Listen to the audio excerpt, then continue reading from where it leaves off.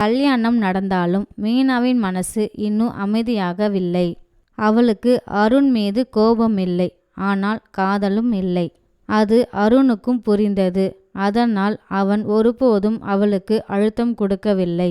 ஒரு நாள் அவன் மெதுவாக சொன்னான், நீ என்ன நண்பனாக பார்த்தால் போதும் என்று சொன்னான் அருண்.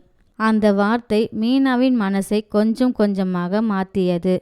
பல நாட்களுக்கு பிறகு அவள் சிறிது சிரித்தாள்.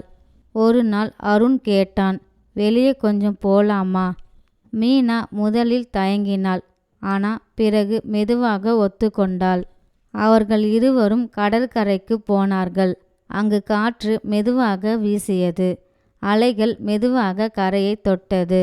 அருண் சின்ன சின்னதாக காமெடியாக பேசினான். மீனா சிரிக்க ஆரம்பித்தாள். அந்த சிரிப்பு அருணின் மனசுக்கு பெரிய சந்தோஷம் கொடுத்தது. மற்றொரு நாள் அருண் அவளை கோயிலுக்கு கூட்டிட்டு சென்றான். அவர்கள் இருவரும் அமைதியாக நின்று கடவுளிடம் பிரார்த்தனை செய்தார்கள்.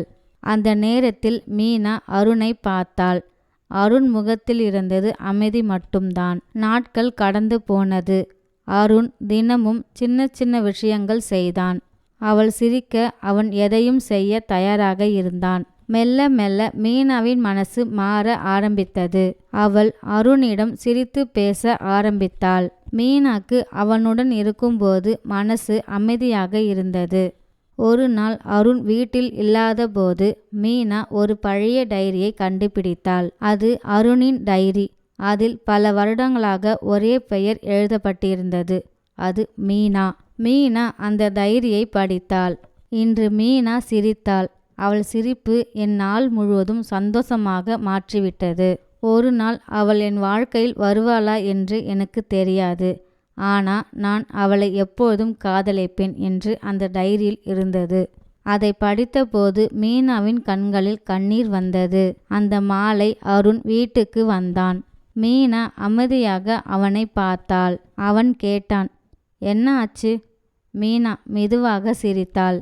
நான் ஒரு விஷயம் சொல்லணும் என்று மீனா சொன்னாள். நான் கல்யாணம் பண்ணியவன் மட்டும் இல்லை, என்னை காதலிக்க கற்றுக் கொடுத்தவன் நீதான் என்று மீனா சொன்னாள். அருண் அதிர்ச்சியாக அவளை பார்த்தான். மீனா சிரிச்சிட்டு சொன்னாள், நான் இப்போ உன்னை காதலிக்க ஆரம்பிச்சிட்டேன் என்று சொன்னாள். அந்த நாள் முதல் அவர்களின் வாழ்க்கை முழுவதும் காதலும் சந்தோஷமாகவும் தான் இருந்தது.